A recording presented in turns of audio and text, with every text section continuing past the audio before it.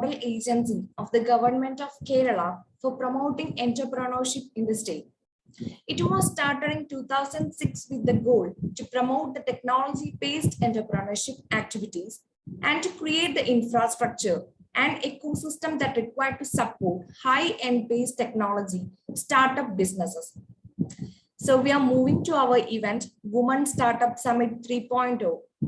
This is our gathering of the third edition, and also I'm very happy to share that we have successfully completed 2 energetic editions.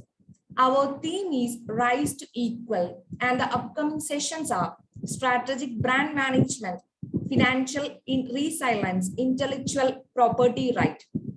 And today's session on cybersecurity awareness by our great speaker, Lakshmi Das, co-founder, Prophase. She is very enthusiastic person with a positive outlook in life and also pursuit-driven and goal-oriented. Being the co-founder of the Prophase Technologies, she believes in a mission that she is accomplished what would to bring about a revolution in cybersecurity industry with the latest Kubernetes that based on WAF that offer. And also, she has 10 years of experience on cybersecurity, banking, healthcare enterprise, Java developer, and core banking. So I believe that her words will be a great asset on cybersecurity awareness for our participants. Welcome, ma'am. Welcome, Lakshmi Das, ma'am. Welcome to the session, and over to you, ma'am. Yeah, thank you, Hima. Thanks for that wonderful introduction. And I'm indeed really privileged to be at this, be given this opportunity to talk to all the women entrepreneurs and the aspiring, entrepreneurs to be. So thank you again for inviting me. And I would like to welcome all of you on my behalf, on behalf of Prophase as well, to attend this session regarding cybersecurity awareness. So to start with, let me just share my screen.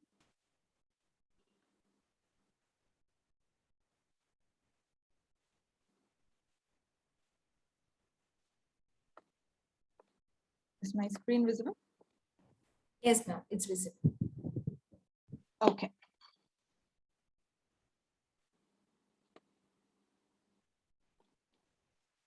Okay, so here we start another session of cybersecurity awareness. I'm not sure like how many sessions you might have come across regarding cybersecurity, because earlier cybersecurity was not given much priority, which it required, mostly before the pandemic. But after the pandemic, now everybody is going haywire regarding cybersecurity because it has become the biggest priority nowadays in any industry. So I'm Lakshmi Das, co-founder of Prophase. I'm here humbled to give you a small awareness session regarding cybersecurity, basically regarding to try to make you aware regarding the basics. So first of all, let's just get started regarding the cybersecurity breaches and the effects it has. Data breaches continue to dominate headlines around the world. So we have all been hearing about the breaches that have been happening here. I mean, across the banking sectors, the healthcare sectors, and other sectors, which indeed causes a lot of chaos.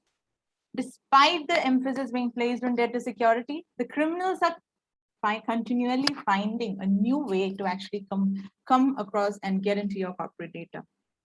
Whether it be through social engineering techniques, malwares, or supply chain attacks, the criminals are availing the traffic to infiltrate, to expose, and to get their access on the sensitive information.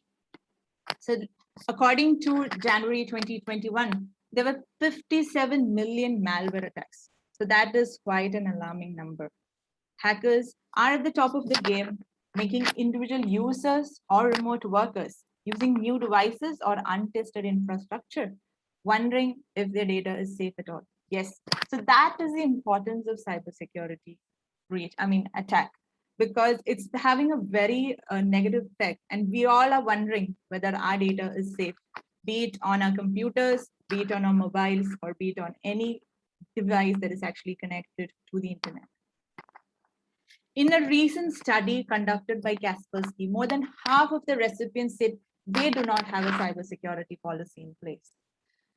So that is actually, it constitutes of 71%.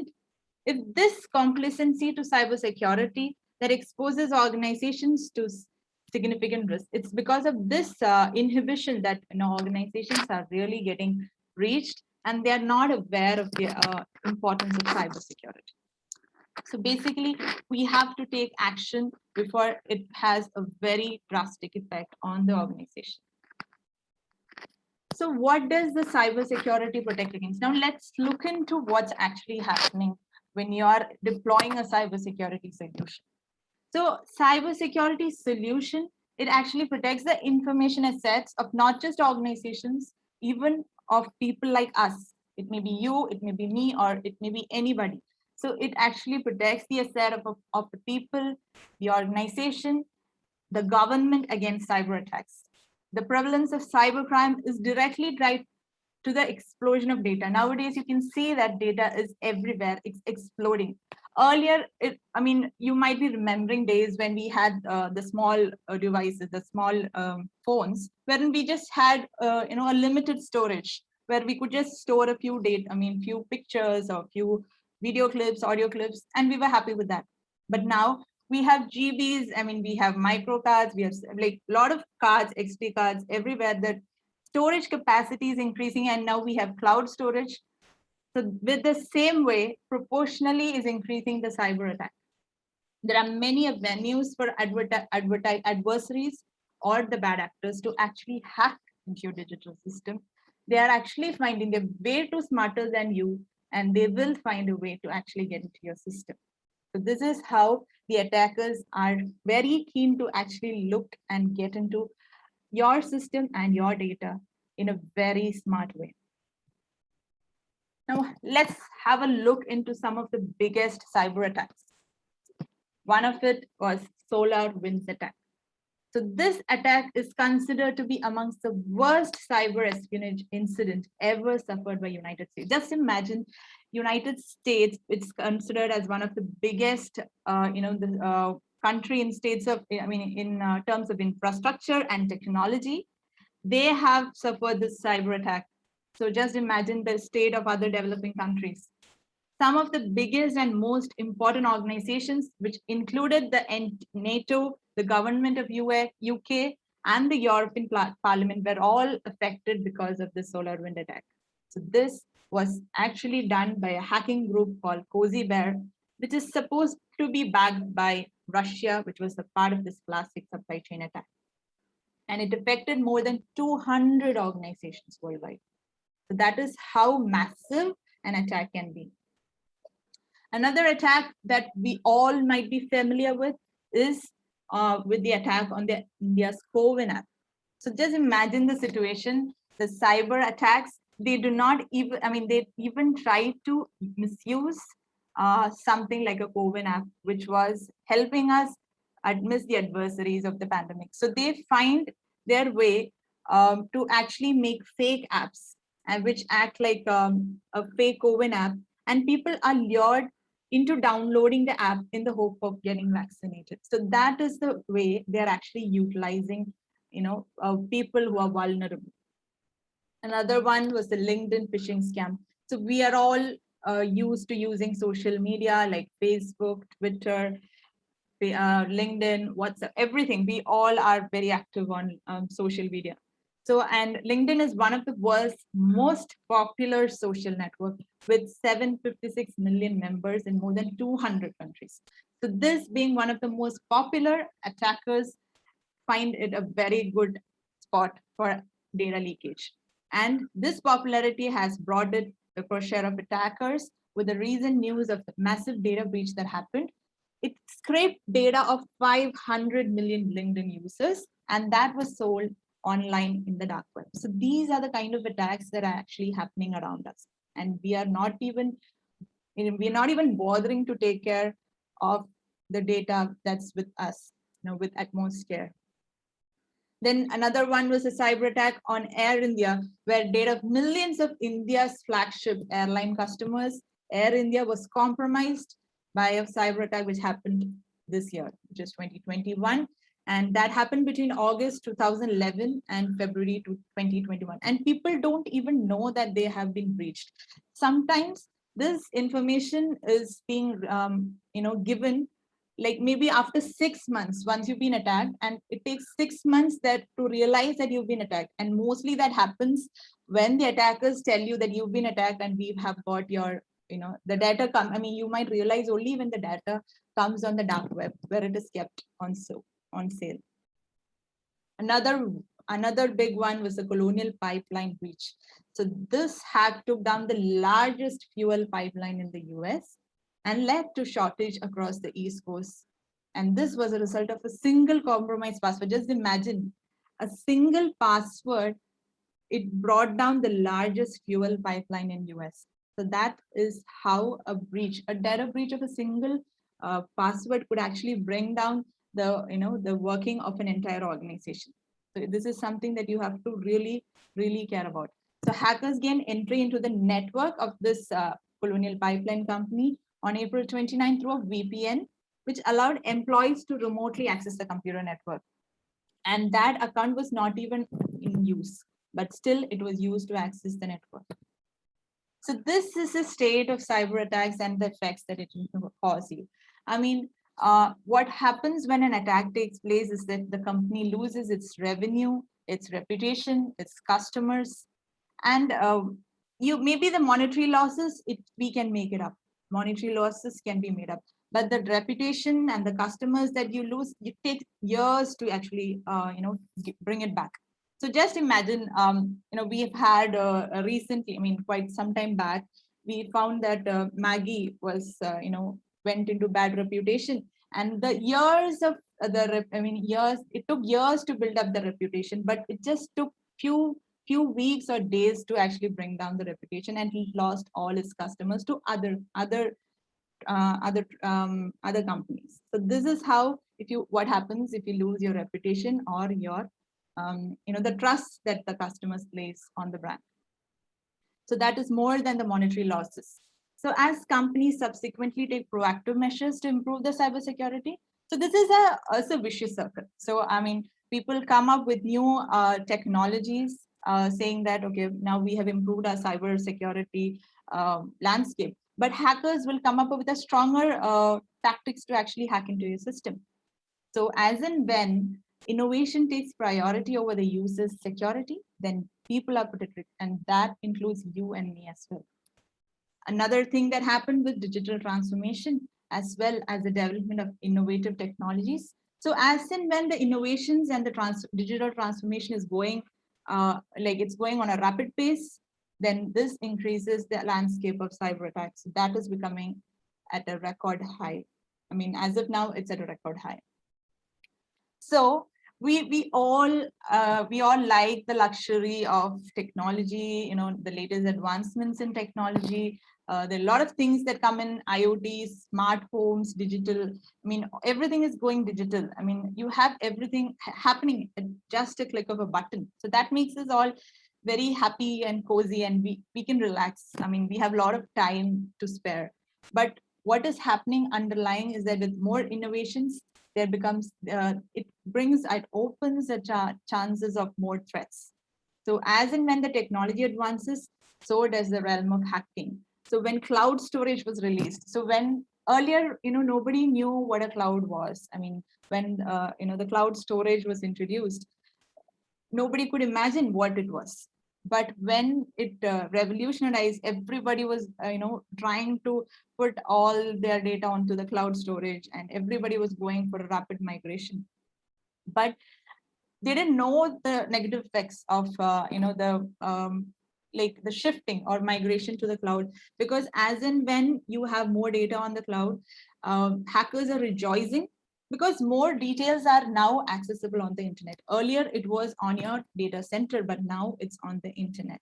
And all of these recent tech innovations provide new gateways for hackers to connect and explore the ins and outs of its users. So this is one of the very, negative effect of cyber attack. So all of you guys, I am assuming, may be running a startup or aspiring to be entrepreneurs. So let's wait, and I would just say that your startup cannot afford to get hacked. And you have one shot, so don't let hackers crash your path to success. So you should be very sure of what you're clicking at, where your data is going and who is accessing your data. Live, laugh, get hacked, and then everything stops. So now let's move on to why cybersecurity awareness is very important these days. We all know that awareness training is a must. So let me just halt, and I would just want to know how many of you have been aware of all these things that I've told just now. Like, were you aware of it, or is it something new that you've been hearing? Can somebody just post it on the chat box so that I can get the idea of what how you guys are knowledgeable about cybersecurity? And if somebody could just chat or put it on the chat or raise your hand or something, it would be great to make it more interactive so that it's a lively session and it's not just me talking here and somebody on the other side sleeping off. That would be odd, right? Yes. Okay, so Jasmine says that they've heard of the names but not in details. Okay, so Suraj says that not heard about these cases. Laila says that I'm a lawyer and I still have no idea how to protect clients from hacks. Okay, great. Okay, so I'm really great that I could introduce something that's new and that you guys are finding it useful. Okay, so thanks for that feedback. Okay, so now let me just take you guys into why awareness training is a must. So that would be the underlying cause why I'm here to actually bring some awareness so that you guys will gain something out of the session. And you have something to take back home, which can make you more precautious in this digital age. Okay, so technology alone cannot protect you from everything. So we feel that now we are, very much advanced and we have the latest technology and everything in place, and you feel that you're protected. Well, that's a big myth. I mean, it's not true.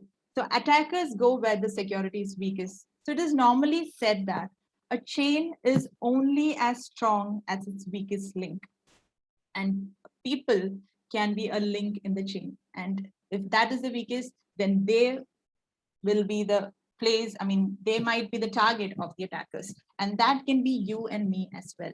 So it should be a very prioritized thing for a prioritized mandate for an organization to have awareness training amongst its employees.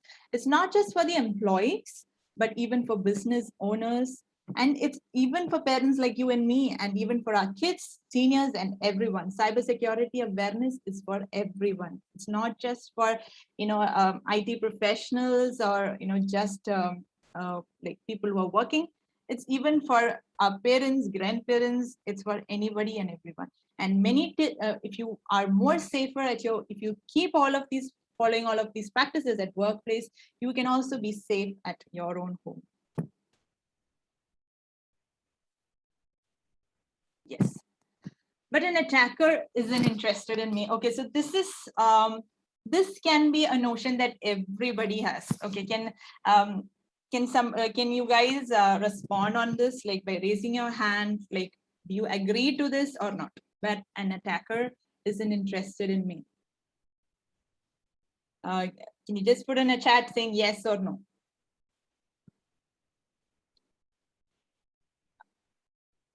It's thought only big businesses are target, but thanks for highlighting that all data is a target. Okay, like so who all feels that who all has this idea in their minds? Okay, suppose you are the person, you would say an attacker isn't interested in me. I don't have any critical data with me. Can you just put like a yes or a no in the chat box? Okay. Dr. Neetu says yes. Jasmine says yes. Okay. Okay. Any other responses? An attack was definitely interested in me. Okay, that's what Suraj says. Great. So he's got some, critical information with him. Okay.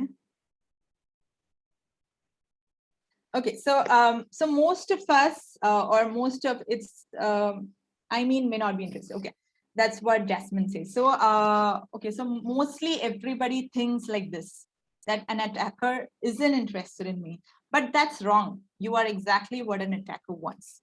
So, a credit card and financial data. So, this is one of the biggest, it's one of the biggest data. I mean, it's like the most critical data that an attacker is looking for. Another one is medical data, which includes prescriptions, insurances, or identity fraud.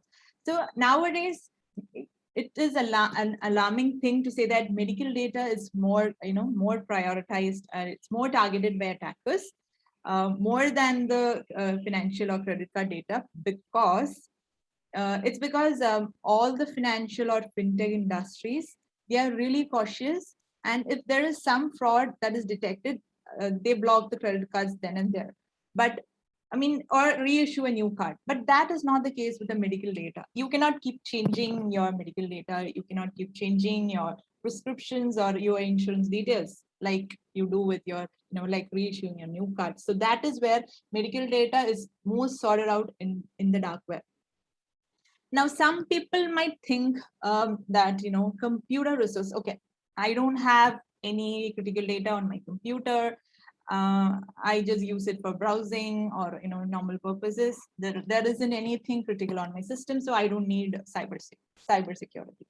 But that is also a wrong notion, because your resource can be used by another person sitting somewhere across the globe for as an asset for crypto mining, which is like used as a system for doing transactions in digital currency, and it can be used as ransomware, and it can also be used for ransomware attack or advertising malwares, or as a jump point to get into a system that is in another security.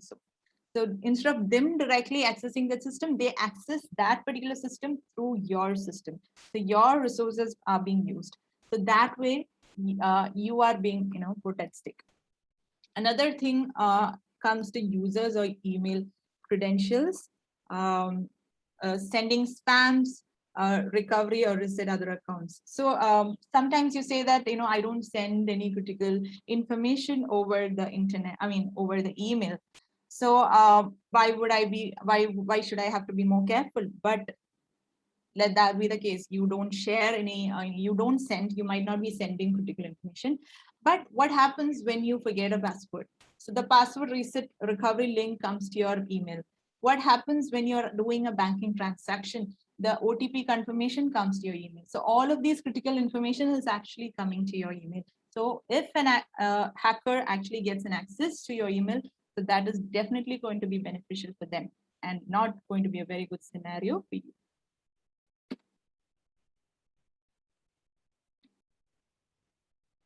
So now let me take you through a few ways to actually protect you. So you don't have to actually go into a panic mode. There are ways to protect you. Few of the ways are, okay, so can we have somebody listing out few of the ways that they might be knowing about how we can protect, when an attack occurs or from cyber attacks? If you could share your insights over chat, it would be great. How? Okay. That's nice. Frequently changing passwords as per Laila. Yes, definitely. That's what all the banking, all banks request you to do. You have to keep changing your banking credentials every time, every now and then. And also, even on social media, you should keep changing your passwords regularly. Any other tips that you guys might be aware of? Shred paper trails, definitely, that's a good thing. That okay, so that is like if there are any documents that contain critical information, you could shred them. Okay, fine. Anybody else would want to share?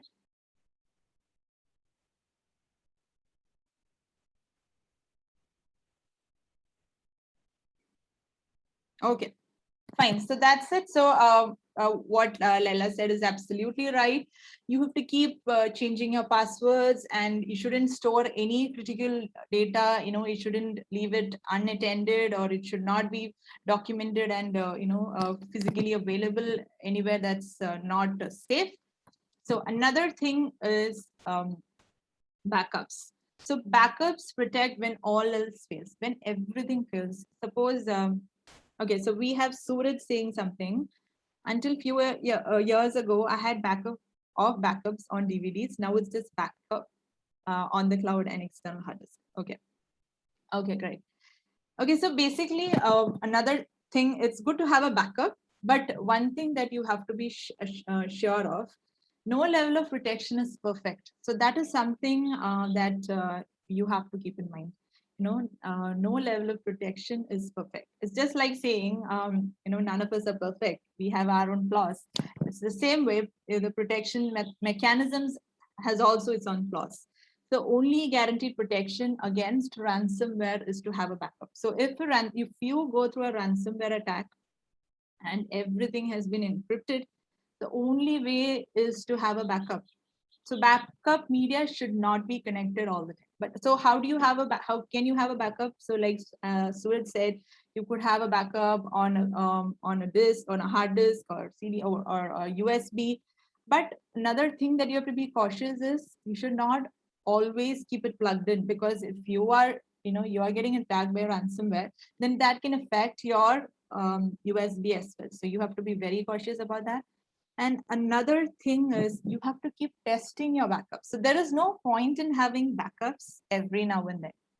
You have to be sure that it's tested all the time, so that sometimes there might be backups like 6 months old backups, but if you test it, you might have to go back and take up backups which were like maybe 1.5 years old or something. So that's how backup should be ensured that it's intact and it's validated. Users, so now as per a study, you could say that 35% users have never kept anything backed up, and 20% users back up on a yearly basis. So if something happens in between a year, then you lose it. 14% of the users keep backing up monthly. So that is also a good practice, but very few, it's less than 10% of people or users, they back up daily.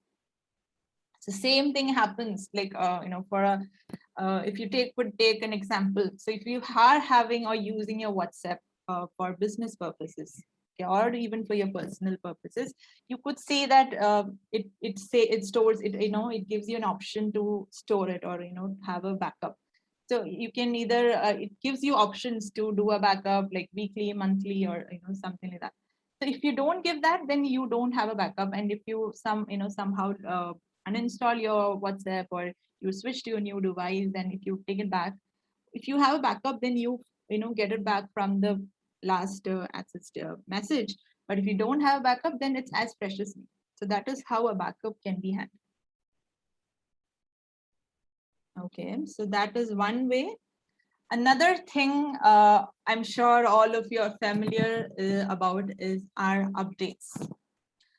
Updates are essential to security. So now how are updates essential is like what was secure yesterday may not be secure today. So we all know that we keep getting updates on our phones, on our laptops, on our desktops, everywhere. So we keep getting Microsoft updates, and any software that you're using, you keep getting the updates. Even like for if you're using a app for like a camera app or something, you keep getting the latest versions. And so what was secure yesterday may not be secure today, and it can never be secure tomorrow, because it keeps getting outdated and new vulnerabilities are getting introduced into the system every day. So it is an alarming thing to know that over 360,000 new malwares that includes viruses and ransomwares are released every day. So this is how alarming the state is. So you have to keep, you do not have another option. So please keep updating your systems, your laptops, desktops, or your mobile phones if you want to keep all your data safe. And nothing is like set and forget about it. So everything, you have to be cautious, you have to be aware of how your data is and how safe your data is.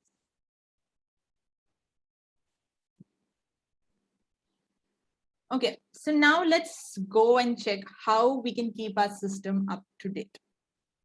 So one thing, when you talk about updates is first and foremost, we think about our operating systems, because we know that the Windows, and Apple, Mac OS, Linux, every time a new version, or it keeps launching new versions. So you have to keep updating. So and lately, I mean, recently we found that Windows 7, it went to do the expiry mode, by January 2020. And if you're still using it, you have to know that now you are not safe on it. So so when you're using outdated versions, or which is not updated, so you have to be really careful. Another thing is you might be using antiviruses like Symantec, Norton. It's a very good actually option to have an antivirus on your system.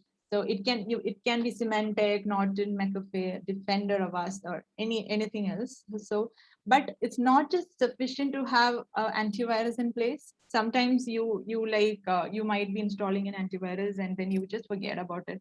It might have happened like 5 years ago or 3 years ago, and then you feel that, okay, I have an antivirus on my system and so I'm safe. But that's not the case.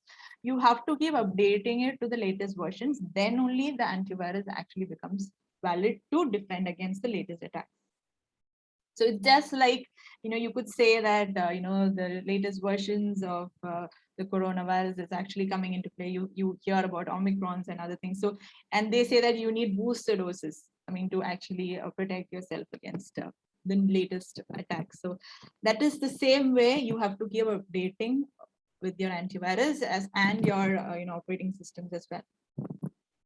Another thing that we should not take for granted are the browsers that we're using. So we all use browsers. I'm sure like we all use either like Chrome or Firefox or Edge or Safari or Brave, any kind of browsers. And earlier days, maybe, initially, olden days, we all used to use Internet Explorer and we weren't familiar about any of the other browsers. So, but now it is not recommended to be used, because even Microsoft, they don't recommend you using Internet Explorer. But if it is really recommended, if you want to use it for some testing purpose, or some websites only can be accessed to IE, then you can definitely go for it. But make sure that for everything else, you're only using a Chrome or Firefox. And that too, it has to be, I mean, it's very good that you keep it updated with the latest versions.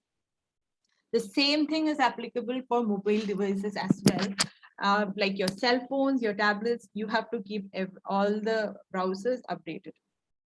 So another thing that we all are familiar now is Internet of Things, IoT.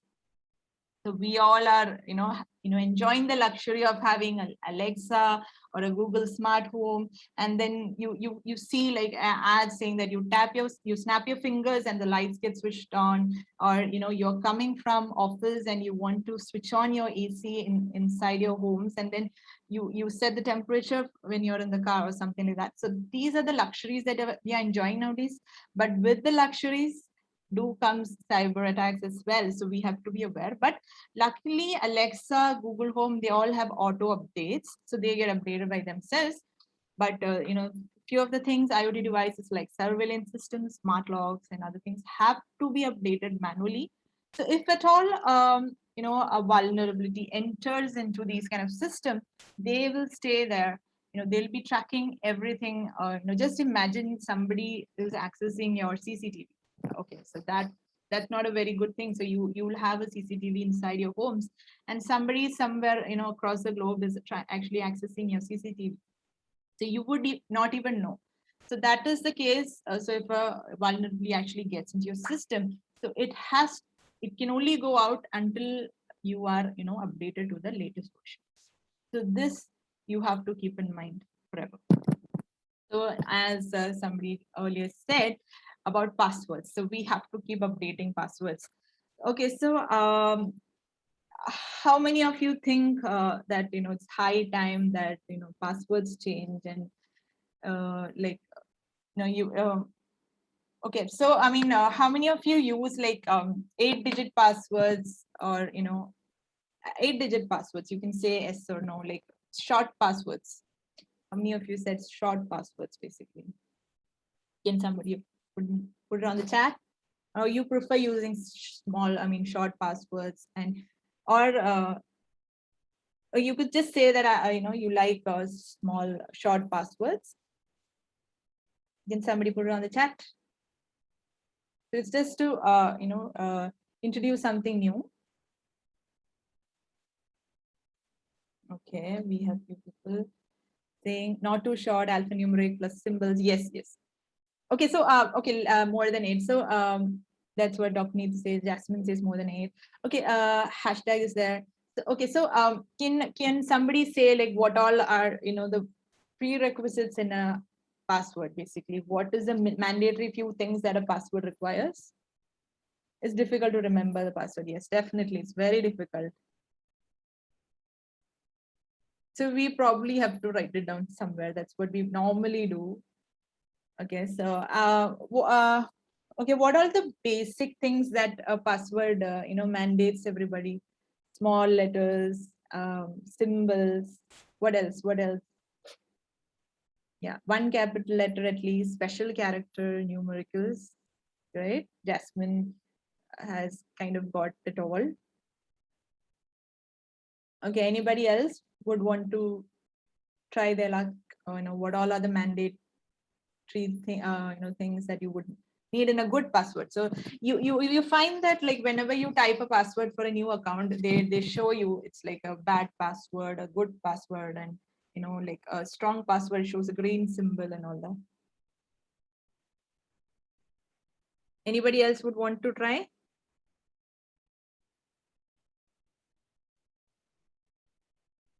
Okay, yeah. So as Jasmine said, one capital letter, one small letter, special character, numerical. So these are the few things that are mandatory in a good password. Yes. So, okay, should not be our name, date of birth, etc. Yes, that's definitely one of the, that's spot on, Dr. Neetu. So, okay. Yes. So, okay, so someone figured out my password. So now I have to rename my dog. Why is this actually happening? Because mostly, just because of the ease of setting a password, everybody sets their password as their first pet. Even I have done that. I had a dog, and I used to keep the password as my dog's name. So it's like if you have to change your password, why do you have to change the poor little thing's name all the time?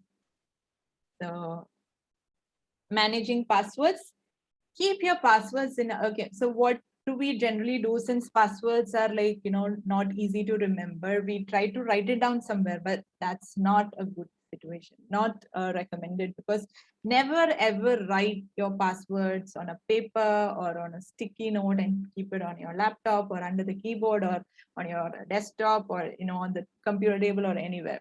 Okay, so don't do that. It's not at all recommended. Don't store nor is it recommended. Okay, then people say, okay, then I'm not going to write it down, but I'll write it on a notepad or a text pad or a Word document, and I'll save it on my desktop.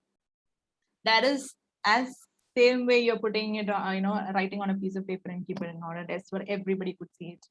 So same way, if somebody has actually hacked into your system, or somebody is accessing your system, or remotely accessing your system, they can easily access, they'll definitely see a word pad or a text pad on the desktop saying password. Okay, you will have a general curiosity to check out, okay, what are the passwords? I mean, not even like even if you're not a hacker, some people would do that. So a hacker would definitely do that. So, and they would try these passwords on different accounts. So it might be a banking account, or it might be your or your social media account. They try it out different way, because generally people have this tendency to have a single password for most of the accounts, or they have a generic pattern. Okay, this is how I put my password. Like it might be their name and 1 2 3, or it might be their pet name or their date of birth, or so these things are not recommended. So utilize, so as somebody said, like it's it's not easy to remember passwords. So one thing that can be helpful for that case is utilizing a password manager. It's called a vault. So generally vault is a place where you store your jewelry. So here you can store your jewelry or valuables. So here our password is one of our valuable things. So you can store it on a password manager, like it can be Bitwarden, KeyPass, LastPass, Home, Apple Keychain, etc. These are some of the password managers. So what happens is if you store it, the benefits of a password manager is that a one strong password, you can access them all. So it's like all the passwords are stored in a secure place. And whenever you go into different accounts, maybe your social media, your banking, everywhere, it gets auto populated. So it makes it easy for you. You don't have to remember the complex passwords every time. So, and it also syncs between, suppose you're accessing from that particular account from your mobile or your desktop or your tablet, anywhere, it actually has a synchronization across the devices. So it helps you. You don't really have to remember those passwords. That's kind of if it's too complex, it's too hard to remember. So this can also be hacked. Yes, definitely. So anything can be hacked, but it requires a little. It's just like there's nothing called a foolproof methodology. So as you say, there's nothing 100% secure. So even if you bring out even the cyber security organizations across the globe, they report cases where they have been breached, but they have to get it covered. They release it themselves that they've suffered a breach, but they're working into it. So this is just, it's always a cat and mouse game, wherein you keep taking 2 steps, a hacker might take 3 steps, again you have to go it. So it's always a continuing journey. Yes. So but it's always to be safe, always to be on the safer side. Yes. So avoid using items that can be associated with you. So sometimes some people, use their house names or building numbers, phone numbers, pet names, their children, names and their birthdays, which are quite, quite known by others, at least in your close community, or sometimes they use the sports team they like. Okay, some people are like, if they are a fan of a particular celebrity, say Shah Rukh Khan or Salman Khan or Mohanlal or Mammootty, so they might keep it, their names all the time, maybe with the 1, 2, 3 or something like that. So that is easily guessed if you keep talking about that person. So people might try those passwords out. So it's not recommended. Then separate passwords for every account is something that is very useful. So as generally people have this tendency to use a single password, even or for their Facebook, Twitter, Instagram, LinkedIn, everywhere, or even for their banking, in internet banking. So it's not a safe thing to do, because once your password is leaked, then the hacker will have access to all the accounts. So that's not definitely a safe thing, right?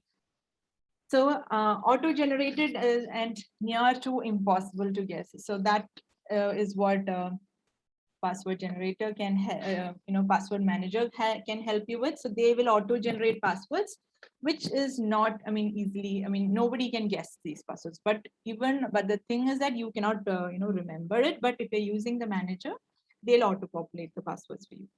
So according to a study,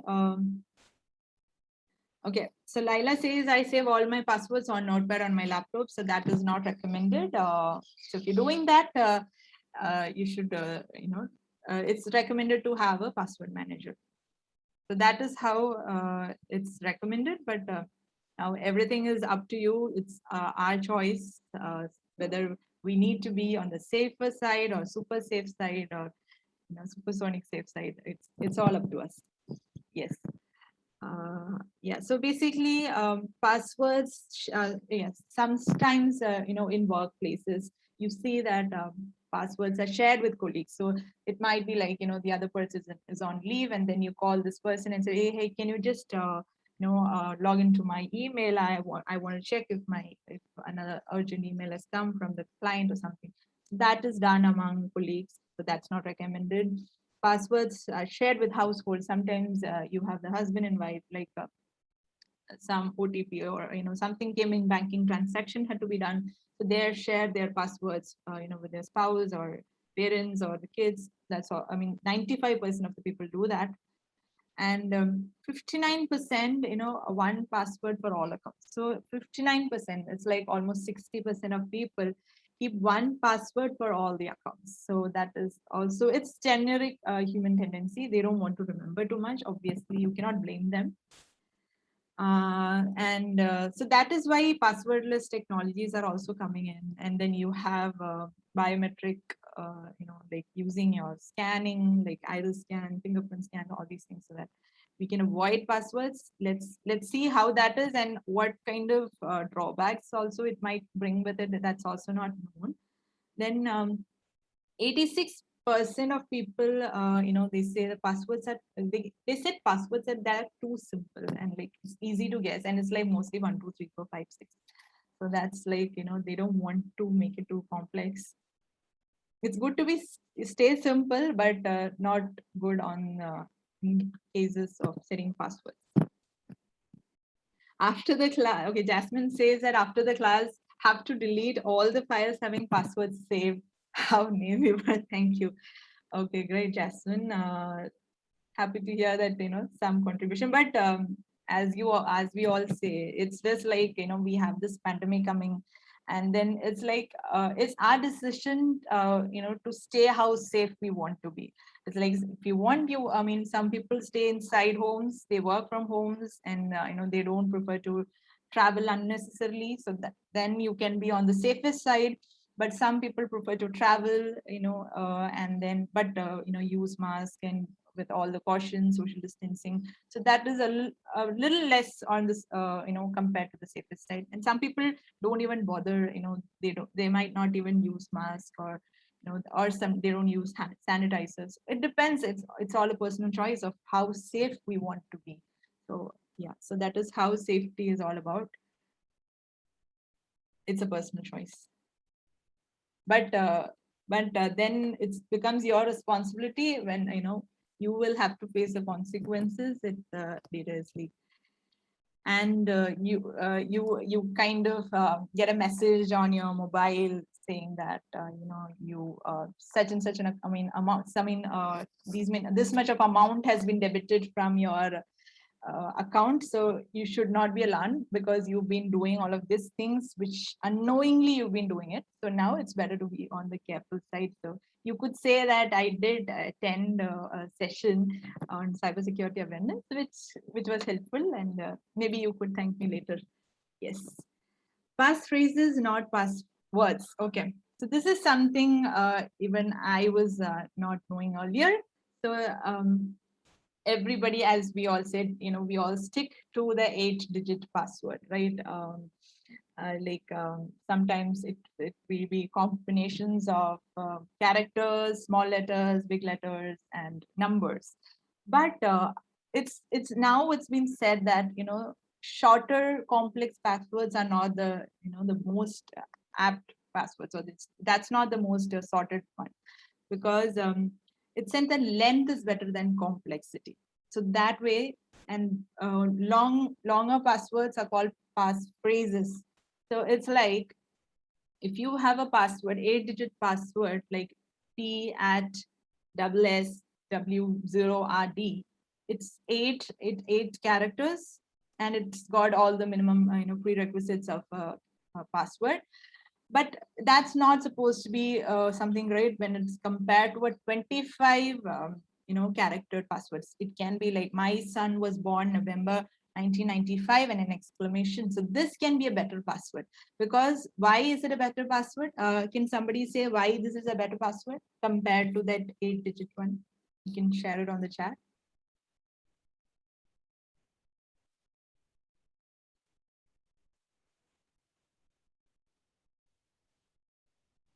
Why is a 25, why would a 25 character password be better than an 8 character password? The combinations someone has to try to figure out the password will be known. Okay, that's what Dr. Neetu says. Takes years to crack. That's what Suraj says. Laila says it's hard to crack. Difficult for computers to calculate all possible combinations. That's what Nidhi says. Okay, great. So, all those things might be right, but the fact why passphrases are better is because it's easy to remember. Because P at W0RD, it's not so easy to remember in comparison with my son was born November 1995, and that too. It's not so complex. I mean, it's like a phrase. Okay, so it's easier to remember, and that's what we all want the passwords to be like, and easier to remember. But as Suraj also says, it's hard to crack. Okay, so somebody, thanks for addressing the critical again. Critical topic of cybersecurity. Given the fact highlight of your presentation talks about intelligence and security of data, maybe due to data mining. So can we understand that this security is regulatory for the respective government, or is there any standard norms for cross-border cybersecurity? If so, what is that? If not, what do you suggest as per your knowledge? Is the intelligence of cyber law, okay, sorry. Okay, just a second. So somebody was asking something. Okay, so the question is, can we understand that this security is regulatory for the respective governments? Yes, definitely. Or is there any standard norms for cross-border cybersecurity? If so, what is that? If not, what do you suggest as per your knowledge, intelligence? Is the intelligence of cyber law for any country taken care with common regulations from global perspective as data transmission functioning on global level? Okay, that's what Dr. Umer Salim asked. Okay, so basically, every country has their own cyber regulatory policies. So, as I suggested, after the Colonial pipeline, the breach, US has made their cybersecurity laws and policies very strong under the under the presidency of Mr. Joe Biden. So they've made all their policies and regulations, everything very strict after this incident. So in India also the new data protection law, the bill is yet to be passed. So here also we have the data protection law. It was supposed to come way long back, but it's still pending. So it was this is because of the people were not aware of how important cybersecurity was, because all these regulatory measures and policies had to come way long back, but never late, better late than never is what I would say. Definitely all of these cyber securities and policies are very important at the government level, especially in a country like ours, wherein we have a huge population and a lot of data, and everybody, data is supposed to be the new oil, and every country and every organization is actually trying to view each other's data, like be it another like a country like China, they're trying to view each other's defense data, or anything related to the defense, army, navy, and everything. So all these data are very critical, and in fact we did have talks with Indian Defense. We asked them, like, why would we trust our data and the security of our data on, and we are actually depending on US companies to actually protect our data.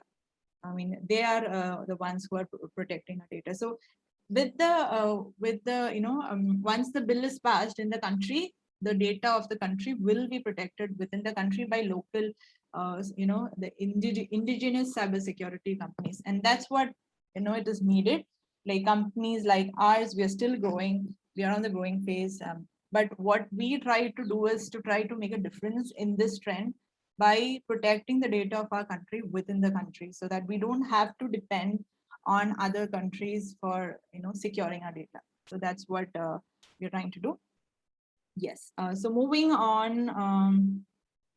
Okay, so this is about passphrases and passwords. Okay, so now coming to top 20 passwords by rank in tier. So this is like, I'm not saying if mostly some people might be using one of these passwords. You don't have to, get up and go between my session and change them. And by the time you get back, the session would be over. So you can wait till the session is over. So, okay, so the choice is completely yours. There's nothing mandatory. So according to the study, conducted in 2018, 2019, and 2020, these were the top 20 passwords that were, used popularly. So it included passwords like 123456. Sometimes it was just password. Even, yeah, I have used that long time back. Sometimes it's QWERTY because that's the order of the keys on the keyboard. Sometimes it's sunshine or their names or football or admin. Okay, admin is a very common word, and so like ABC 123, QWERTY 123, and also it's like QWERTY YUOIOP because that is the order of the digits. I mean the keys on your keypad. So that these might be the common passwords, and you can note that the password 123456789 it raised to the second rank, and from the year 2018 to 2019 and 2020. So the trend keeps varying, but one thing that you can notice is that 123456 remains an all-time favorite throughout all these 3 years. This is so somebody would want to try out your account, and then they would try all these passwords. So if you're using any of this, or if you're using your name, your birthday, or your pet's name, make sure that you have a better one. Okay, so another thing that are in trend is something called multi-factor authentication, MFA. So it can be a 2-factor authentication or 5-factor, 3-factor. There are different, you can add many. So let's look at what a 2-factor authentication is. So 2-factor authentication is like, it's beyond a username and password. So it's a second way to prove that it's a genuine user that's actually accessing, it's you. I mean, it's a way to prove that it's you. And so it's generally like sometimes if you're doing a banking transaction, you enter your username, your password, and then that's not it. It's not over. I mean, you will get an OTP, one-time password on your phone or email, and then you will have to click enter that, then only your transaction will be completed. So that way that's called 2-factor authentication. Sometimes you get, and these one-time codes can be sent on to your email or as a phone pop-up, or it can be through a phone call or SMS. But sending your OTP as a phone call or an SMS it's not as secure compared to email and other things. So if next time when you're doing it, make sure your OTP is opted to be routed through your email, not your phone. So that's a better option. Another thing is, if you're switching across different systems and you're accessing your accounts from different places, there is something called as Google Authenticator. So this is like, every time a number pops up, and to show that you have signed in from another. Obviously, many of us have seen that if you're logging into your Google, Gmail account from another system, some other place, you might have gone to your relative's place or some other place, and then you log in, and then it immediately sends you a message that somebody is trying to access your account. Is it you? So you have to give, you have to assure that it's you, then only you will be able to continue. So these are some of the 2-factor authentication methodologies. Okay, okay. I was just checking the chat, and I see Laila saying that I see my password there. Okay, so number 20 is a surprise. Okay. Okay, great. So good that many of you got many good insights from this session. So I'm sure soon after this session, instead of having your lunches, you will be having a look into your passwords. Yes. Now coming on to something that's really interesting. Just a little click Is that just a little click or is it something more? Let's look at it. Is the link safe? So you can, I'm going to tell you 4 important steps to check if a link that you get is safe or not. The first thing that, you might get the link through an email, or it might be, through social media or SMS or through Zoom, Slack, Teams, anytime. You're getting a link. The first thing that you have to do is you have to verify. So sometimes, email having just a link is kind of not so usual. Why would an email come with just a link? And sometimes, I've heard my friends saying that their Facebook accounts were hacked, and a link was sent to all of their friends. And if you clicked on it, it took them to some other pages which was not so good. So yeah, so that way you should be very cautious when you're clicking on links. And even you'll get a lot of SMS, many people get emails saying that you won a lottery, or you click on this link, you win an iPhone. You should never ever click on such links. So these are, maybe it's like a very small offer, like a valid, a short-term valid offer or something like that. So where there is a sense of urgency, like if this link expires in just 1 hour or 1 day, so click on this link to win your iPhone. So please be careful while you're clicking on such links. So few of the things that you can do is hover over the link. So you can hover your mouse over the link. So when you hover your mouse onto the link, you will get the link. So it will be a link and you'll get the detail, the website where it is actually going to. Sometimes it might be a different one. So that way you can have a check. These are the few tips that can be handy. Another thing is, another thing is doing a sniff test, just like a sniffer dog. You sniff everything and you check if it's good or bad, or is there something suspicious about it.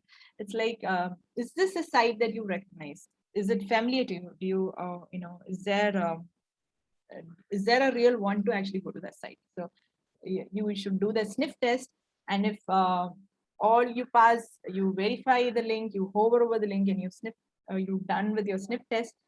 Still, be sure when you're actually clicking on a link, do you really want to go access that link? Do you really have the necessity to access that link?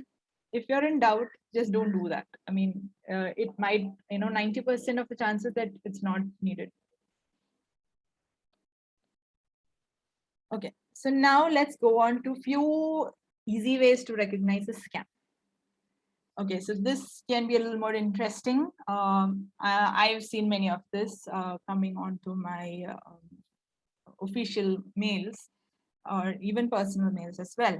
So here is like a few red flags, like 1, 2, 3, 4, 5, 6 steps, which could you could go through to know if it's a valid one or not.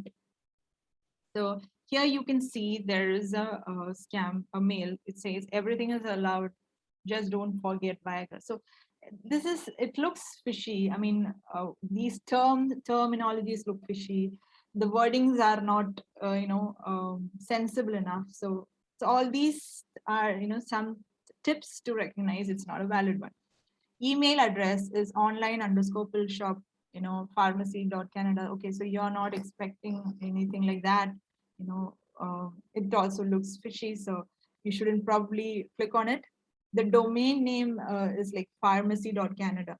You don't have anything to do with pharmacy, or you haven't done, you don't have any requirements related to pharmacy.canada. So that is again fishy.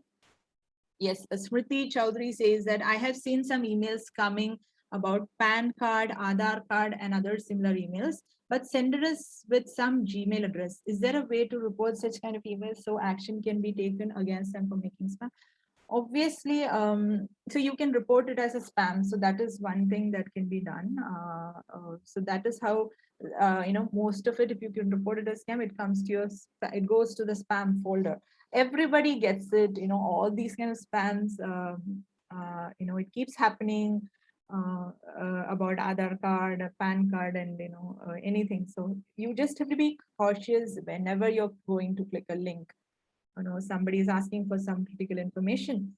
Just think over it a second time before actually taking an action. So don't be. So first and foremost tip would be, don't be in a reactive mode. Just be on the response mode. You think and then take action. Then you'll never have to regret. So domain name. Okay, so here the domain name is quite fishy. And then you have to think over it. Like, is this an expected email? Okay, I'm not expecting emails about any drugs. I'm totally into something else, and I'm never expecting such kind of email. Then better not to open it or click on it. And this link is all like ship. Now RX company is also not making any sense to me, so I wouldn't click it. Okay, so another thing is. Okay, so Laila asks, if we do not respond to such emails and just delete it, is that good enough? Yes. You don't really, don't respond to any emails that don't make any sense to you. So you can go for deleted, or you just can, ignore it. That's even good enough. Thank you, Lashmi. This is a great session. Okay, so yeah, thank you, Smriti. Thanks for acknowledging that.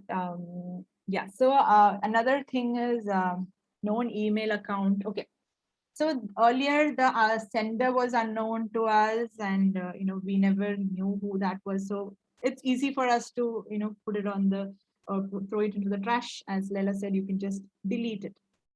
But what if you're getting a mail from a known person?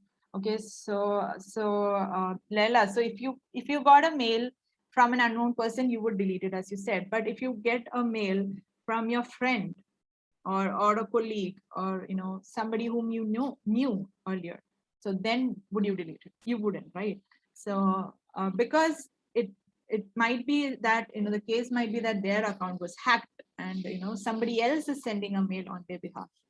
But so how do we know that it's not a good one? It's not there is something suspicious. So for that, now let's go into the red flags like we did earlier. So here, the first thing, when you check the email address is fine, it's a legitimate one. Name, Stacy, it's okay, it's your friend. Okay, so for us, it might be an Anjali, or it might be a Susan, or it might be a Lakshmi, or a Geeta, or somebody whom you're familiar with. So your name is okay, but the signature might look a little odd, which can can ring a bell. And again, you should ask yourself, is this an expected email? Because you might not have heard from this friend in the past, like 10 years. You might have seen that person in school or in college, and then you have never heard about it. So it was there in just lying there in your contacts, so you realize it's a familiar person. So why would somebody come out of the blue just like that? And okay, sometimes they might come, but still, even if they come, will they just send you a link? Okay, so just saying hello and a link, that is totally unnatural. So that itself should ring a bell, saying that this is not the a legitimate mail. Another thing is, you could, before clicking a link, just go through the link. Here you say that teamtext.fr. What is fr? Fr is the country code for France. And are you expecting anything from do you have anything related to your business got something related to France, or CN for China, or anything? If there's nothing, then you just ignore it. That's the best thing you can do. So these attacks can also happen through social media, Facebook, LinkedIn. Okay, so just be careful, because now we are in a very vulnerable situation, because we are digitally, growing in a very rapid pace. So we have to keep all of these tips in our minds, and also make the others, people around us, also aware of such facts before they get, breached or hacked, and they lose their sensitive information, or they lose their hard-earned money. Yes, so all these things have to be very carefully watched out for. Another thing that we all get are text SMS. So if you're getting from a courier, or like here we might get like Amazon's, Flipkart's, Myntra saying that your package has a tracking code and is waiting you. So if you want to change the delivery, or if you want to make a payment, or if you want to do something or cancel an order, they'll send you a link. Okay, this can be an expected message, but so here sometimes the name might be wrong. So since it's auto-generated, so if your name is Geeta and somebody is in the message it's sent as hi Rima, so then that itself is a red flag. So it's not a legitimate message. Then another thing, so you should just ignore it.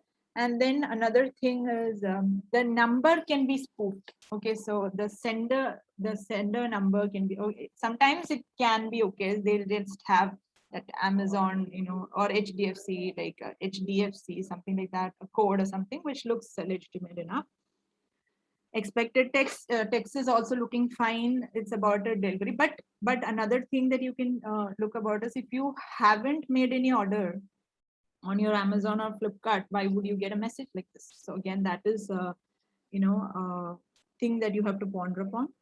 And you can look at the domain. So here you see that it's d8erz.info. It's nothing related to FedEx.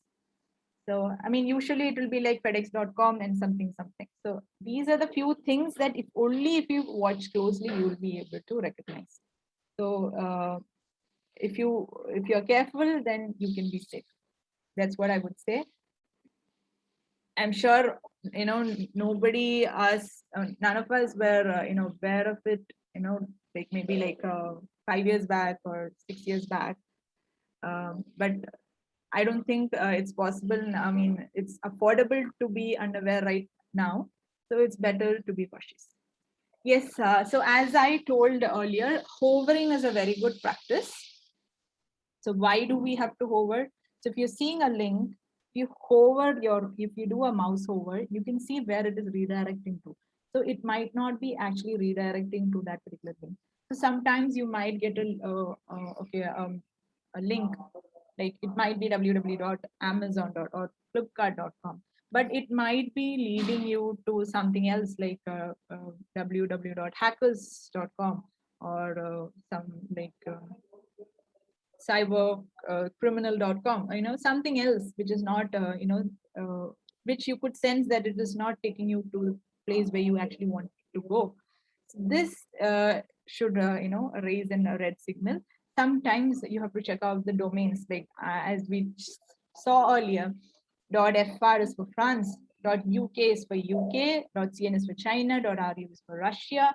So you have to check. I mean, most of these, like if this, I mean, for us, it's .in or .com, wherein you're taken. It's like if you're doing an Amazon, it's like Amazon.in. It's just like that. It's com. If it's .com, it takes you to the Amazon, the US website. So you have to be a little cautious out here and use your discretion, your intelligence, so that you can be on the safer side. Numbers, sometimes IP addresses do come, so please don't trust it. And okay, sometimes it becomes on a mobile or a tablet, you will not be able to do a mouse hover. So what you'll have to do is you have to do a long press. But please be sure while you're doing a long press. If it's a short press, then you will accidentally click on it. So it's better to be safe than going into trouble. So if you feel that there's something fishy, then just don't click it. If you're not so sure if it will be a long press, just don't click it.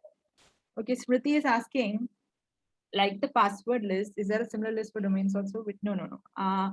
You cannot have a list of domains because there are n number of millions of domains. Anybody can come up with any domain. Like you have all the domain providers. You cannot have any a particular list of domains because it's innumerable. I mean, yeah. So I mean, these are the few things that you can keep in mind. It should look, you have to use your gut feeling to check if it's legitimate or not.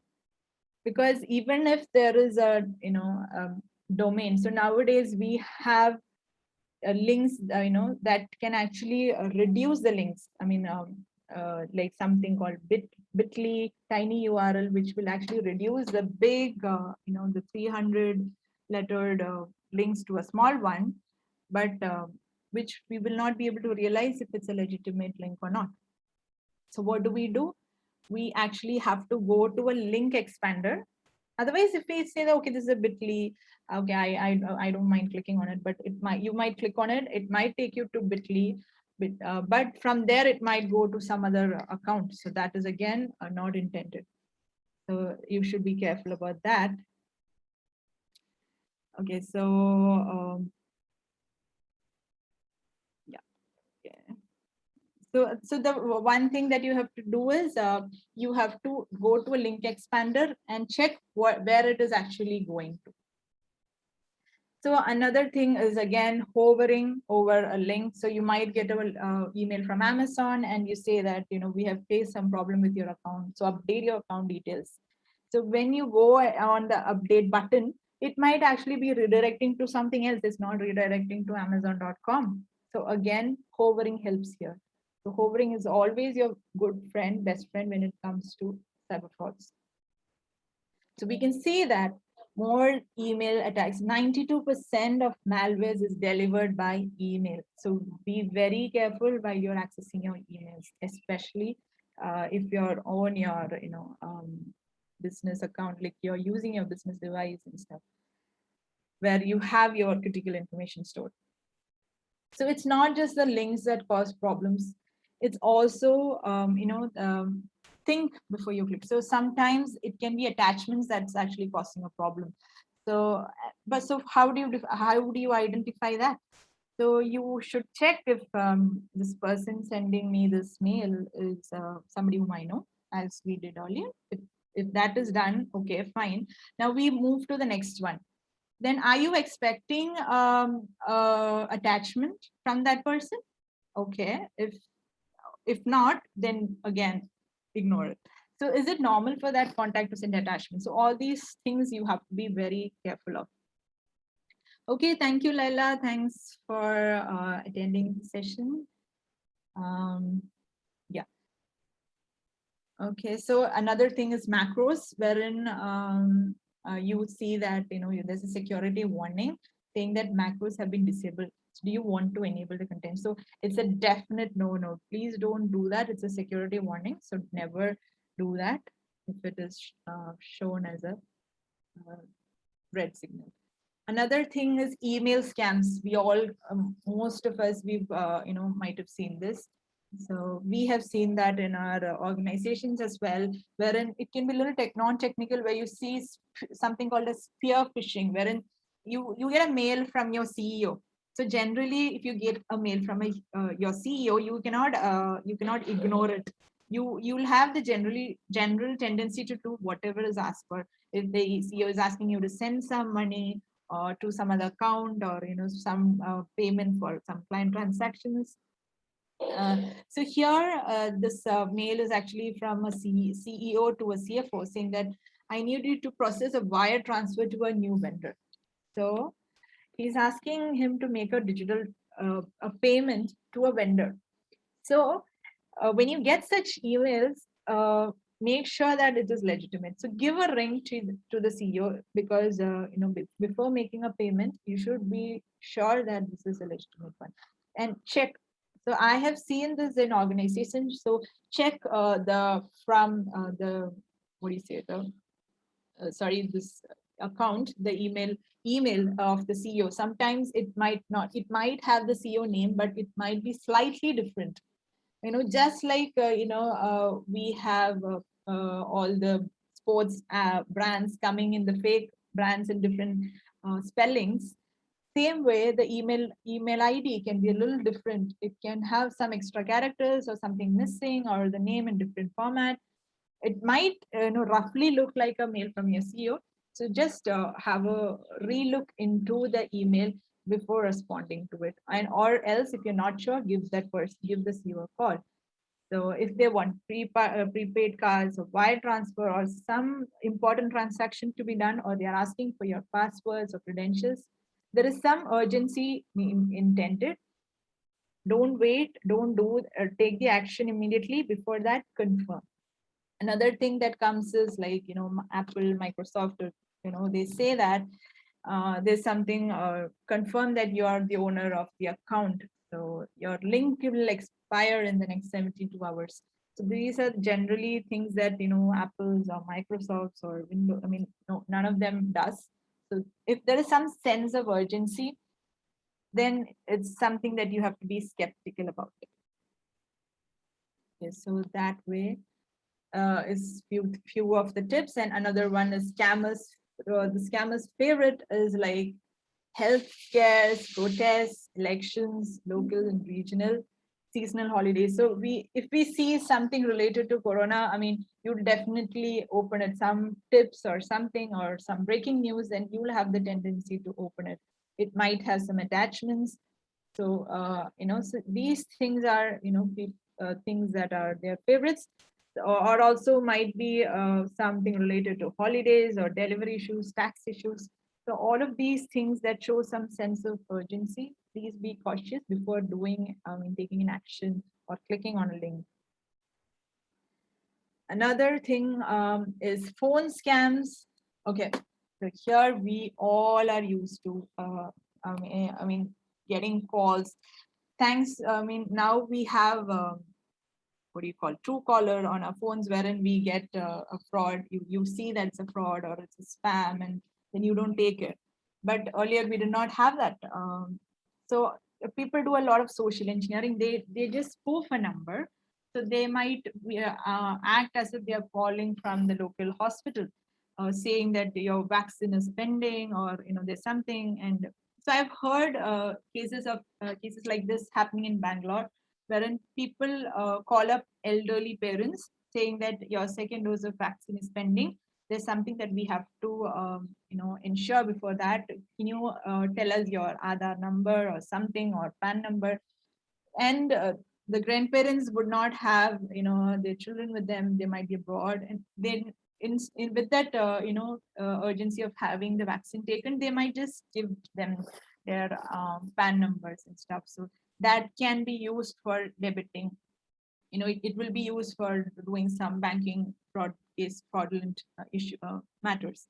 So this is what happens. So through social engineering, this is called social engineering, and phone numbers can easily be spoofed. So let me tell you, if you are getting some calls like this, if somebody is calling from a local, maybe like a hospital or something, and they're asking for a sensitive information, the best thing you can do is tell them that you're busy right now, and you'll call them back. And then what you have to do is go to Google, check the number, and call them back, and ask them if this, I got this call, and do you need this information? So probably they would say that we never called you. So that is how you'll know that you have been spammed. So as I told, there's something called the grandparent scam, saying that what I just told, grandparents will be staying alone and their children will be abroad. So they'll be called, or, their children might not be there at home, and they'll be called and said that your children, they got into an accident and stuff. And then they'll make up a whole drama, and then they'll ask for, transferring some amount to a particular account or something. So grandparents, out of that sense of urgency, they would do that. So these are the usual scams that happen over phone. So you should be aware.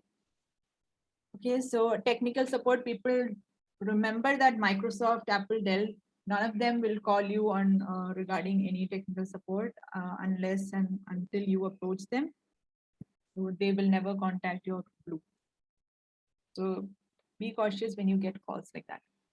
Another thing that you have to be very careful about is not, randomly plugging any USBs or anything into your system, because those USBs might be infected, and this can also, your system can, or your entire organization can get infected. So most of the organization, they disable the USB ports because such things can happen. Still, people manage, to plug in. They might be saying that they're charging. Sometimes they might be trying to charge their mobile phones, but that way also the virus can enter your system. So all of these things have to be taken into account. Another thing, so coming on to encryption, yeah, so we have, like everything, like it says that encryption can protect your data, but encryption can also be helpful to the attackers as well, because ransomware, this is what they do. They encrypt the entire data so that you cannot access your own data. And then they ask for a huge lump sum of money to get access of your data. So, so you should be very cautious about that. Another thing is, if you get a link, before clicking on it, check if it's HTTP or HTTPS, where the S stands for secure. So only click on links that are secure, and a wireless can also be recommended. And suppose your device is stolen, it might be a Windows 10 come with the Windows 10, the Pro version comes with the BitLocker, wherein all the data will be logged out, even if your device is stolen. Apple, Mac OS, it can be logged with a firewall. So these are the few things that can help you. Internet safety. Okay, so going over a few quick tips are about internet safety is, if there's a pop-up saying, click on this, from a website, then never click on that. Sometimes you might be going over, like a news website or anything that can also be infected with malwares. So like it can be like your ESPN, you're checking the score or you're checking the news or anything. So just use that particular site just for what the purpose it is intended for, nothing more than that.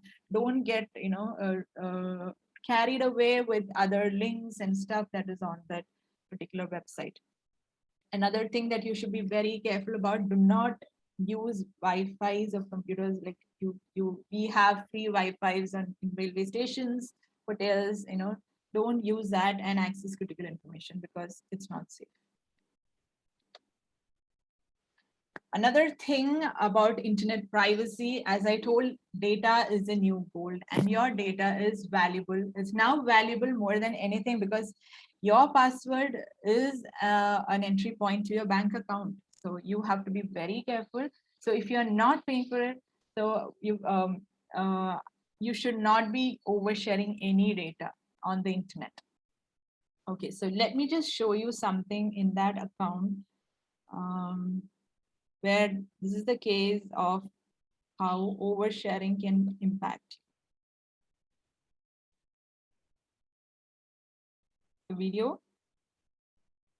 Hey Serena. Yeah. What you got in your bag? Is this audible? It's my. Can somebody? Is that audible? Yes, ma'am. Yes, ma'am. Okay. New heels for graduation.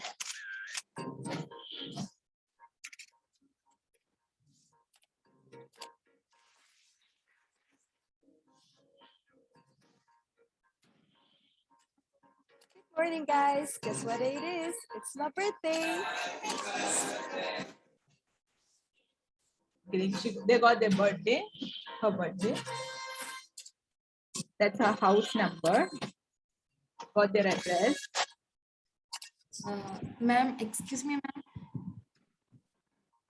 Ma'am, the video is not visible, ma'am. Sorry? The video is not visible. Only we can see the PPT, ma'am. Okay, so is there audio there? Audio is audible, ma'am. Yes, ma'am. Well, video is not visible. Yes, ma'am. Okay, just a second. I wonder why. But so what's on my screen now? Is it the PPT? Yes, ma'am. The PPT is visible. Okay. I just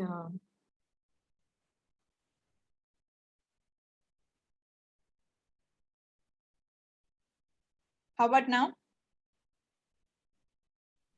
Now visible, ma'am. Yes, ma'am. Hey Serena. Yeah. What you got in your bag? It's my new heels for graduation. Her name is out.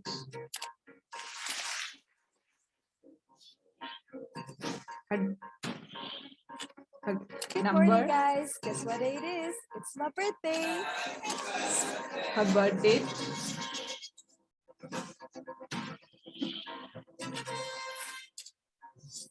house number, home address, credit card number. So they got everything.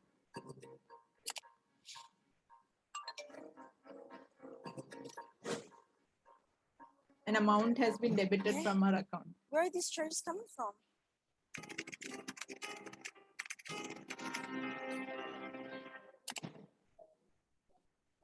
Hey, Serena. Yeah. So I hope why I told that oversharing is not a good idea. I hope that video was everybody could see that video, right? Hello. Yes, ma'am. It was visible, right? Yeah.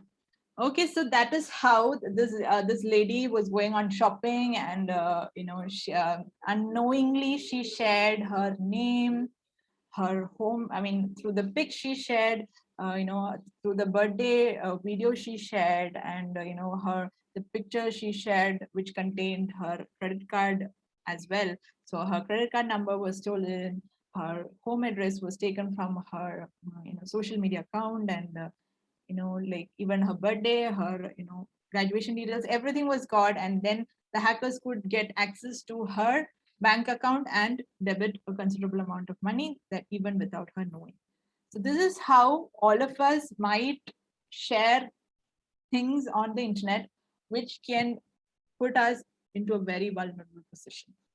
So this is something that you should never do. So if you're going on vacation and you're checking in, so the best thing that you do is never post pictures while you're on vacation. It's just like saying, you're meeting anybody. You're just like saying anybody and everybody that you meet on the way, hey, and say that I'm going on a vacation. I'm not there at home. So nobody would do that, right? So and on social media, it's even more. It's your pictures are visible to millions of people out there. Okay, so this is another thing which says that when you have been scammed, it happens. Okay, so don't be into a panic mode, don't be ashamed. What you have to do is unplug your computer, contact your technical support. So inform the technical support immediately, write down the details, the event timeline, the financial account, the credentials used, the phone number. Report the incident to the law enforcement. Report it to the organization first, and they will inform the necessary people. So just before I wind up, I would love to share a few of the emerging technologies in the cyber space so that you are aware of it. Some of the innovations. So first and foremost is our AI and machine learning, which is doing a very good role so this is how we are trying to improve our cybersecurity posture. So there isn't, we shouldn't be into a panic mode because we've got things covered by using AI and ML. What AI does is that it uses the automation so that detects any wrongdoings that the attackers are doing, and deep learning is used to track the logs, transaction, and real-time data to discover threats in the network. So this way you can actually spot any unusual traffic or any unusual behavior on your website or web application. So this can help you detect attackers. Another thing is behavioral analytics, which is using again using machine learning, and the behavior is, it allows all the behavioral data to be stored and processed, and the trend is examined. So you understand how the general behavior of a user is, and if there is some deviation from the general behavior, you can tag it as malicious, and then it can be stopped. Another thing is blockchain. So again, it's the use of cryptocurrency and transactions that happen through blockchain. So again, cyber secure, these are the few advancements. Another thing is zero trust model. As the name suggests, absolutely no trust. So even if inside, it means that even when they are inside the organization's network, then the user have to be authenticated and authorized.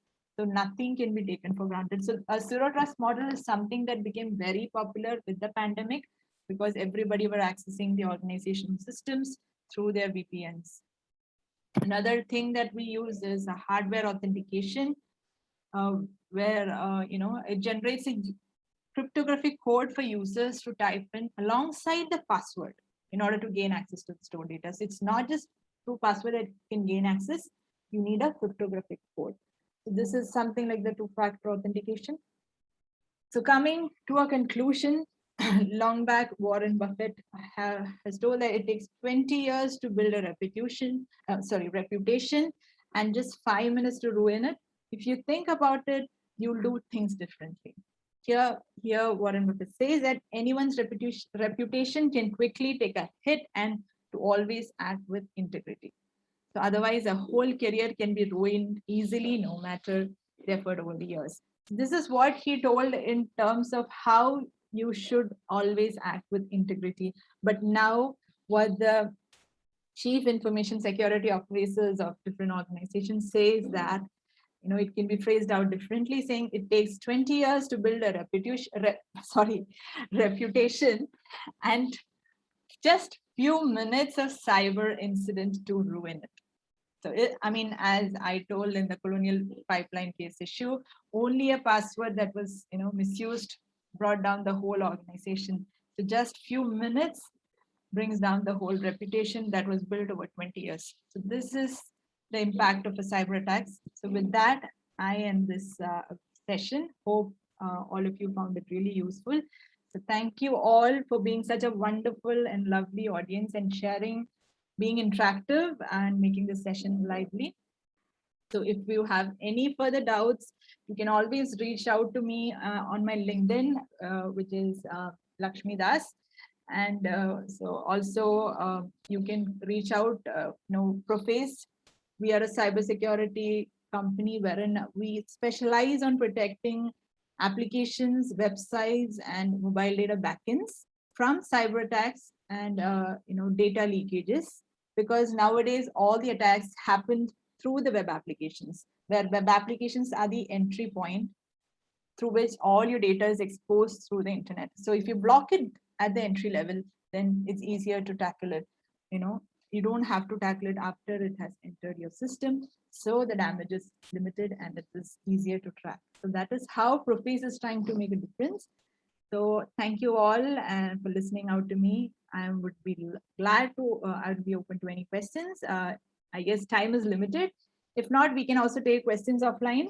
I would love each and every one of you to get connected with me over LinkedIn. So thank you all. Is there anything? Okay, so there are a lot of things on the chat that I missed out in between because of the lack of time. I was just trying to finish it. Okay, we're not seeing. Okay, that was due to the. Okay, that was the feedback for the video. You may not think, dear Paz, you can ask it out and get clear. Okay, fine. So that is it. So with that, I've come to the end of this lovely afternoon session. Any queries before all of you guys set out for your lunch? Ma'am, there is some questions in the Q&A. From Dr. Umir Salim. Why disruptive measure you can suggest in this domain of CS based on the current pandemic turmoil outbreak?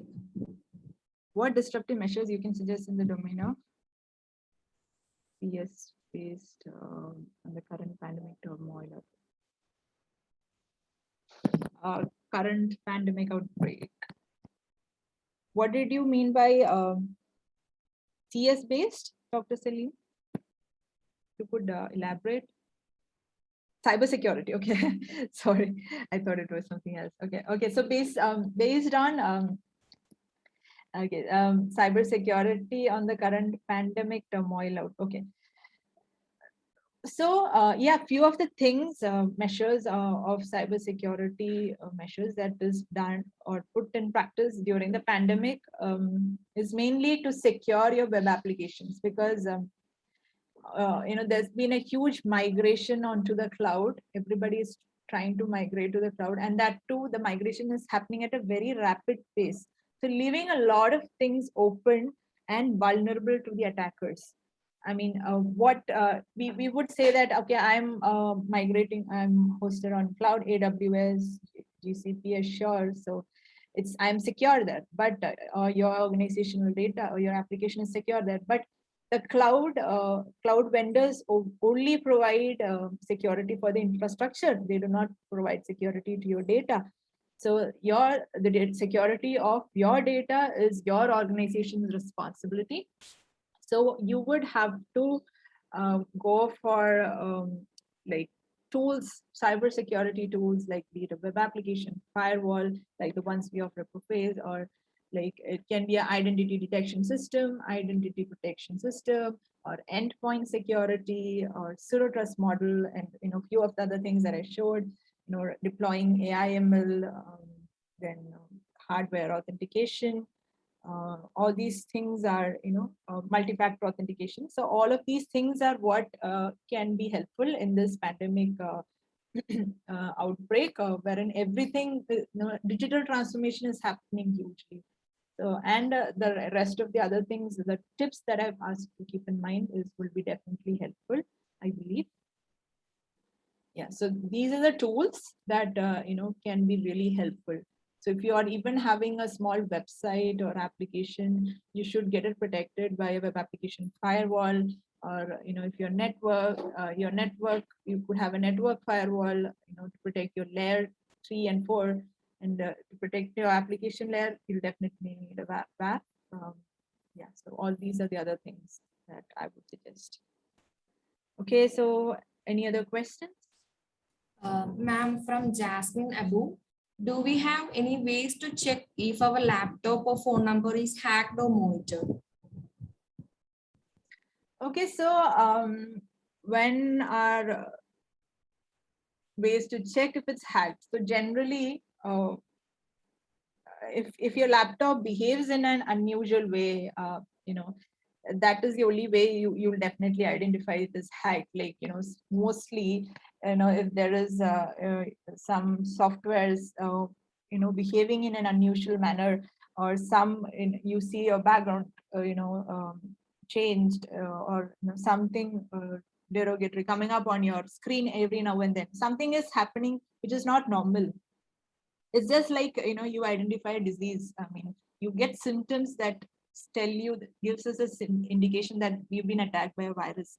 It's the same way if your laptop or phone, it is acting a little abnormal, then you can identify that you're hacked. And it's good to take it, like do a scan, or you can use a vulnerability scanner to check if there's some issues with your system. Latest we had the Pegasus issues, where all these zero-day attacks and things are making it really impossible to detect many things and rectify. But it's always a learning, and you'll have to keep on learning and evolving new technologies to keep yourself safe and secure. And yeah, so mostly even the larger organizations, they do not come to know that they have been hacked. Maybe it's after years. Like even the US, the government agencies, or the biggest organizations, get to know that they're hacked. So we had the Domino's hack incident, where all the data of people who ordered on the Domino's website, all their data, their phone number, their tracking, their order details, everything was visible on the dark web, which included, so it could even include their the payment details. So all these things, and through that one could understand eating habits of a person. I mean, if you could go check on the website with your phone number, dark web, you could see who all ordered what all pizzas at what all intervals. So this is how unsafe your data is on the internet. But nowadays you can't help it because you're digitally present, your digital presence there everywhere. Otherwise, you will have to go back to the age of using 1100 where you are not connected to the internet, something like that. Yes. Anything else? Yes, ma'am. From Sprivi Chowdhury, is it good to use online solutions like LastPass? Yes. Okay. Yeah. So basically, as I said, where was the question? Is it's not in the QA? Ma'am, it's in the Q&A, the message session. You can see in the bottom near to the chat, ma'am. Yeah, I'm just trying to see. I think I think I answered all those in between the session. Did I? Okay, COVID scenario. Okay.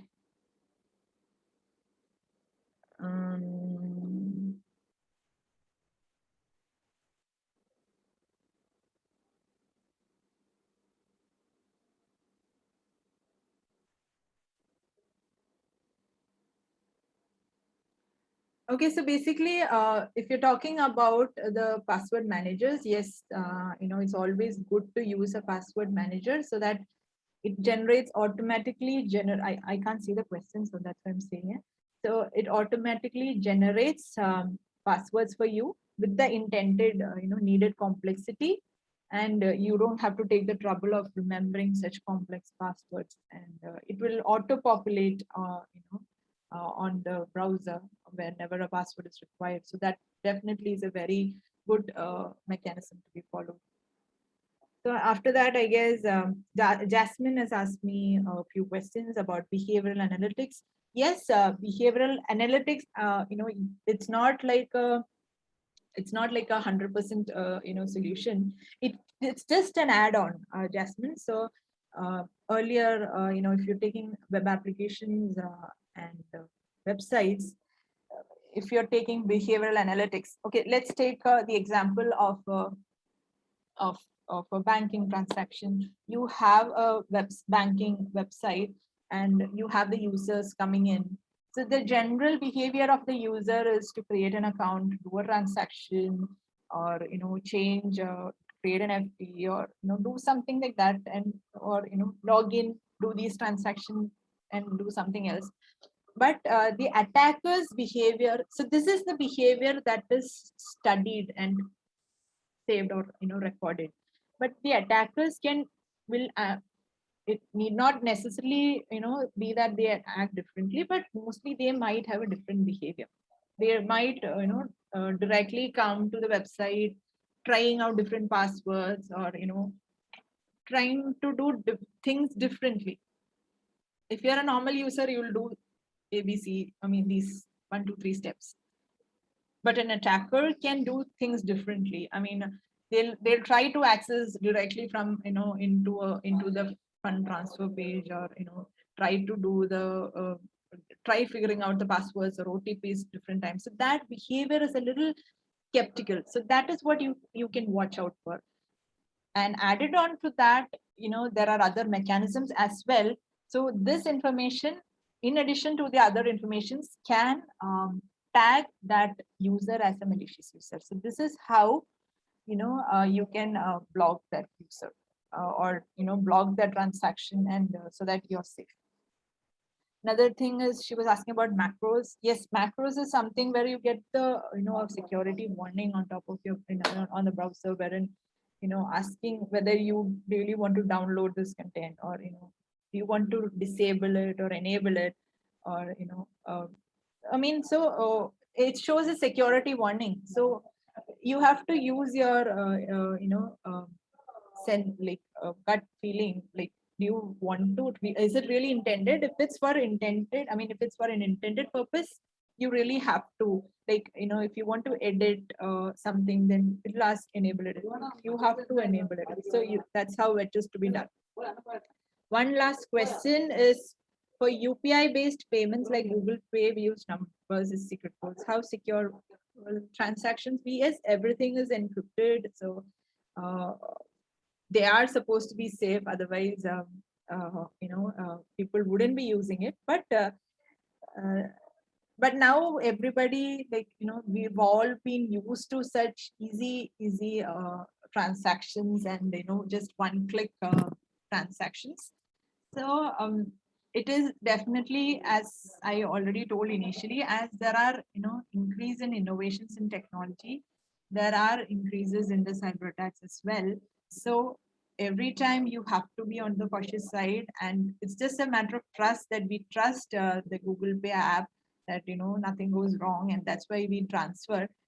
But last day you could hear people getting into the ATMs and taking out money. I mean, all these things, we feel that all of them are secure, but still somehow or the other, hackers will definitely, even they are using the same AI, ML, all the advanced technologies to create a new backdoor entry into your system. So if they have intent, I mean, they have decided to get into a system, they'll definitely do it. But the cyber organizations, and we always try to block them with the latest technologies and everything that's available, so that everything can work in a very safe and secure manner. And I'm sure that even Google has ensured that everything is authenticated, encrypted, and following all sorts of standards, so that nothing goes breached. Because even like WhatsApp, it says that it's an end-to-end encrypted chat, but still people do take advantage. I mean, how people do devise ways to get into that, still break into that system. So that is what I would I would conclude by saying that nothing is 100% perfect or secure. It's depending on us as users, or how we use it, how cautiously we use it, and how we use our intelligence, instead of just reacting or getting excited into taking an action. Just pause for a moment and think, and then do an action. So that's what I would recommend. Yeah. So, and with that, I think all the doubts have been cleared. So thank you all for being such a wonderful audience and listening to me so patiently, and staying with me for this 2-hour session. Yes, thank you. So I guess thank you, Hema, and thank you, Sumi, for giving me this opportunity for sharing my insights on cybersecurity. So I would ask all of you to get connected with me over LinkedIn, so that we could have further discussions. Thank you, ma'am. Thank you so much. Now we come to the end of the session on cybersecurity awareness. So I'm inviting Adra for the vote of thanks.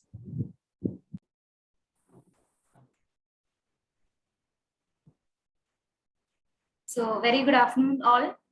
So I deem it a great honor and privilege to propose the Thanksgiving on this memorable session. So first and foremost, thanking the Almighty God for making today's session a wonderful one. So this is the third day of our knowledge session on cybersecurity awareness. So Lakshmi ma'am had given a clear picture about the importance of cybersecurity awareness and what are the steps to be taken to protect ourselves from cyber attacks. So I think the session is not something meant for only startups, but also for everyone, because the chance of not using the technology is very rare today. So my heartfelt thanks to Lakshmi ma'am for allocating your valuable time to deliver an informative, at the very same time, an interesting session for our participants. So last but not least, I thank you each and every participant for making this session very interactive. Hope we can maintain the same level of energy in the upcoming sessions. Once again, I thank you all for your attention. Thank you, ma'am. Thank you so much. Yeah. Thank you, Adira, for the wonderful vote. Thanks.